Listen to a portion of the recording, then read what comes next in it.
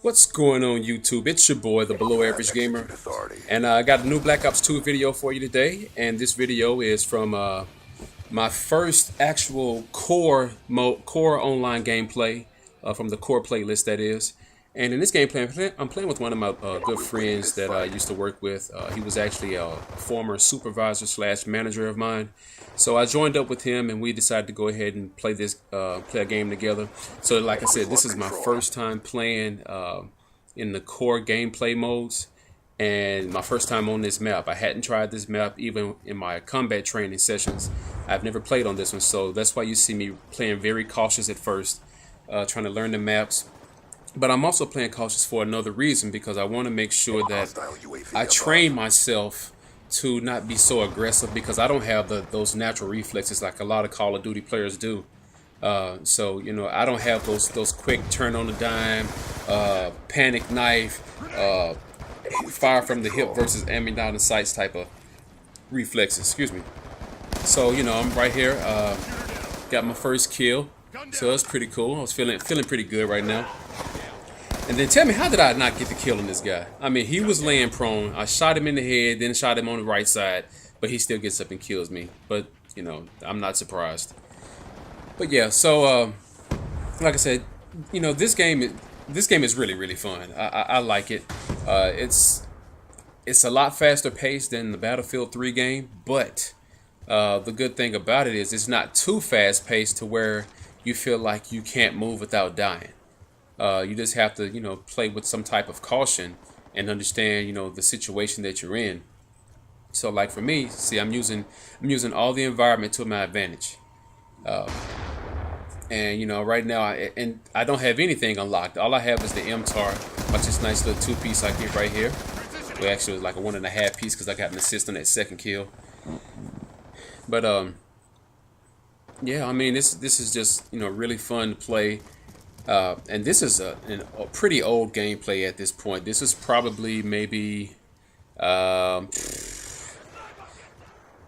see, I think I'm not even sure when I actually played this game, but it had to be like the first few days. After the first few days the game came out, after I played a few rounds in the boot camp, which is the actually online component of the combat training, but it's boot camp, but you're still playing against other Call of Duty players. Let's go.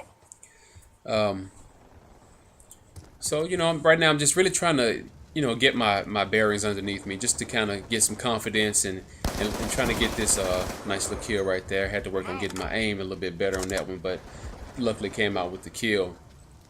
But I will tell you guys, if you're on the fence about playing the combat training, which is it's offline because you're playing against bots, but it's actually online because I think you have to have an Xbox Live connection in order to play that mode. But if you're on the fence about thinking it's a waste of time, it's not, and I'll tell you why. Because the way they programmed the AI for the combat training, those bots, they play very realistic to like typical Call of Duty players. I mean, you have sometimes they'll pick a sniper and they'll quick scope you. So it can be very beneficial, and it has been for me. Not right there because I'm a compulsive reloader like a lot of Call of Duty players, which I got to work on that because that was the cause of my death right there.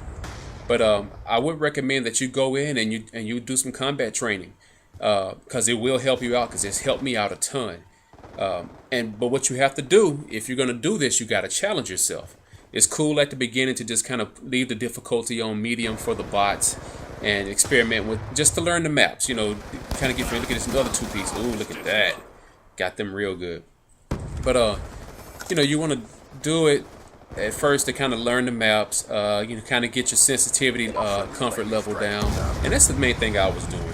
I was really trying to focus on getting my sensitivity right. The game, like I said in the previous video, the game starts out with a 4 sensitivity, which is they have a new sensitivity scale for Black Ops. Nice little long range kill for me right there. I didn't get the second guy, but he almost got me.